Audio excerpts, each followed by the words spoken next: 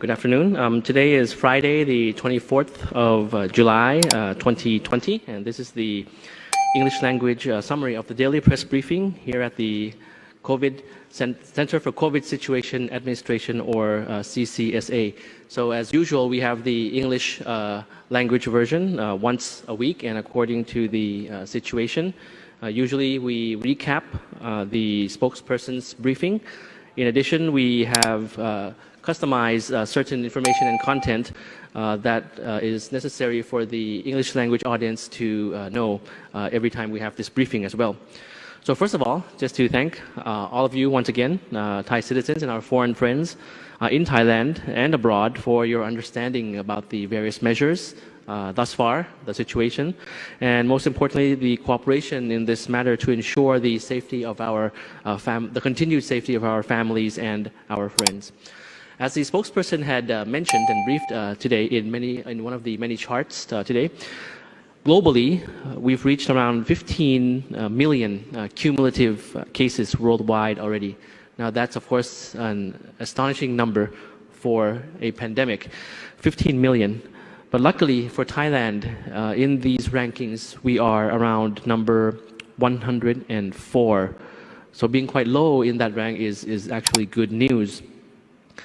The measures continue to be dynamic. We continue to, of course, assess the situation every day, every week, even though now we are in the stage of so-called normalcy, or the sixth stage. We don't use the word sixth phase that much, but we use the normalcy.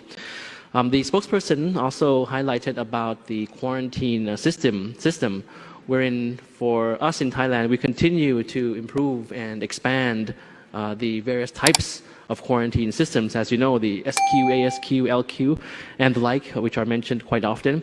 So one type is called the organizational quarantine, and discussions are underway with various organizations, and the spokesperson also invited various organizations that are interested in becoming an organizational quarantine to come and discuss with the CCSA to be approved to become an organizational quarantine. The standards, of course, would have to be the same as the state quarantine system, and these would include various organizations, perhaps like universities and schools and the likes and the like. So moving to the general situation and the number of cases that we have. So in total, for the cumulative number of cases in Thailand since the very beginning, many months ago, we now are at 3,279 cases cumulative, with 58 fatalities. Perhaps in the future we will not be mentioning the fatalities because it has been zero for many weeks and months already. And of this number, 3,107 cases have recovered and returned home, therefore making the number of cases in hospital and currently receiving treatment as 114. Since we have the English language version once a week, I'd just like to recap the numbers in the past 7 days. So during the 18th to the 24th of July today, for Thailand, we recorded 40 infections and 0 fatalities in the past 7 days. 40. For today, in particular, Friday, as you can see on the slide on screen now, we have 10 cases recorded today. As usual, all are imported cases, and currently the infected persons have been put directly into the state quarantine system. All imported cases of persons returning from countries Sudan, Pakistan, Germany, the Netherlands, and the United States via the repatriation flights. So as other countries and territories around the world are trying their best to deal with the rapid rise, the new high, the astounding numbers that we hear, the alarming numbers that we hear, the number of cases and new waves of infection in Thailand in terms of domestic infections. Today we have, it's the 60th day already. 60 days that Thailand has had no local infection. So 2 months with no domestic infection in Thailand. The spokesperson also mentioned about the case of Rayong. Just to update, as you recall, We had talked about the case of Rayong in the past briefings.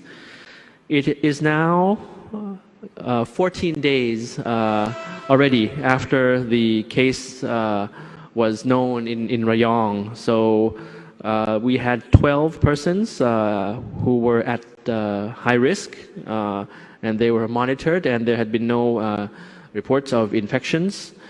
And actually, Rayong has already begun to plan activities in order to build confidence in the province and encouraging tourism to return back to the province of Rayong.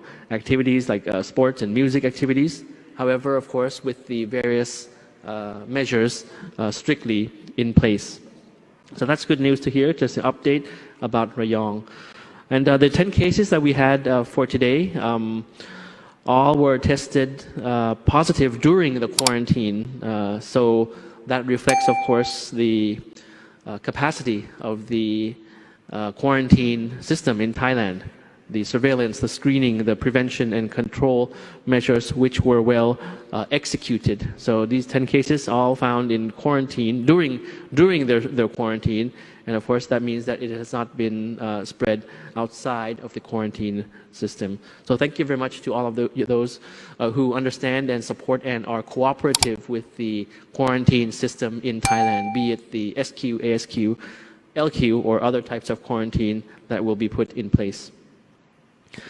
Well, one important piece of information in the past week is about the extension of the emergency decree. In spite of the stable number of the cases in Thailand, we still need to remain vigilant as the pandemic is evolving, it's dynamic, it's living, and affecting everybody around the world. And as mentioned, the number cumulative around the world, alarming, it's 15 million. 15 million, perhaps that's probably higher than the number of the population in some countries around the world. So it's still there. And with the accumulated total of 630,000 deaths around the world as well, coupled with the 15 million. So in this connection, with the situation that we are monitoring around the world, on the 22nd of July here in Thailand, here at the meeting of the CCSA, which was chaired by the Prime Minister, General Prayut Chan-o-cha, the CCSA General Meeting approved the extension of the emergency decree for another month to the 31st of August 2020, which will be forwarded to the Cabinet meeting for its endorsement early next week on the 29th of July for endorsement. This, of course, is to enforce the restrictions, the tracking and quarantine system and surveillance of suspected cases. It will also facilitate the relevant officials to be able to handle the situation efficiently. The enforcement will remain for a certain period of time until to ensure the readiness to move even forward beyond this stage of normalcy, because we should still remain on guard and take all necessary precautions. In summary, I think we should not rest on our laurels. We should remain vigilant, even though we're at a very good standing right now compared to other countries around the world. But the situation around the world, of course, is still worth monitoring, of course. And the emergency decree would not include the prohibition of assembly as with the previous version of the emergency decree. So that will be proposed to the Cabinet on the 29th of July. So for the seamless transition back to normalcy, that's an important step for the CCSA. The CCSA working on plans to boost the economy while ensuring the safety of all. So as you recall, earlier we categorized the various groups of persons requesting to come back to Thailand into 11 groups. Foreign nationals and Thais. For the foreign nationals in those groups, almost the numbering around the thousands already, almost 1,000 have begun to return to the country already, and many have already. Now, one update, a slight addition to the 11 groups, is that we have number 4 now, four new type of category. So the CCSA has approved in principle for this phase to allow 4 groups, a new categorization in addition, 4 groups of foreign nationals to enter the country. The first is foreign nationals participating in exhibitions or trade fairs in Thailand, trade fairs, exhibitions, conventions. The second is foreign nationals who are film crews with a specific itinerary for their visit. The third is under discussion the migrant workers from our neighboring countries for the construction industry and the food industry as well. And the fourth is, of course, the medical tourists. And all of the foreign nationals mentioned would have to fulfill the various requirements.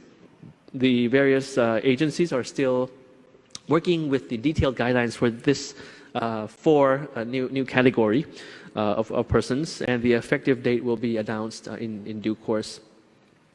And for other groups, including business persons, specialists, Thailand elite card holders, and the diplomatic corps representatives and international organizations, of course, we are discussing with, as you see on screen now, a briefing for the heads of missions of the diplomatic corps and representatives of international organizations.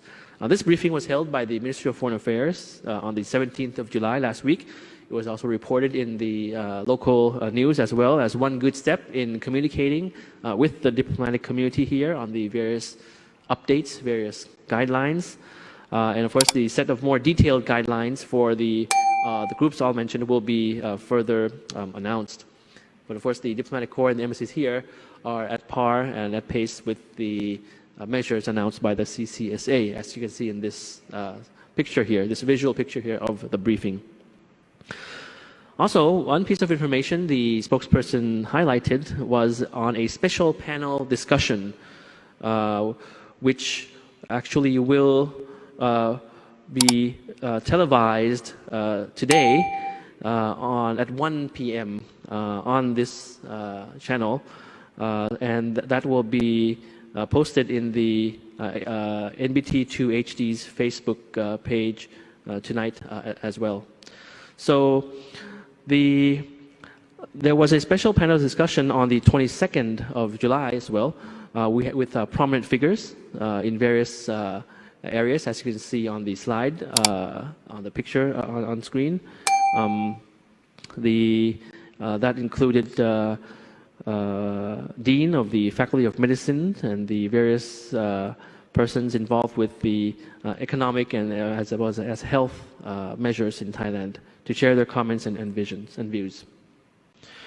So one important piece of information that I'd like to add is on the extension of stay for the various visa types in Thailand. As you would have known already, on Tuesday, the government spokesperson confirmed about the extension of visas for those staying in the kingdom to be extended to the 26th of September 2020.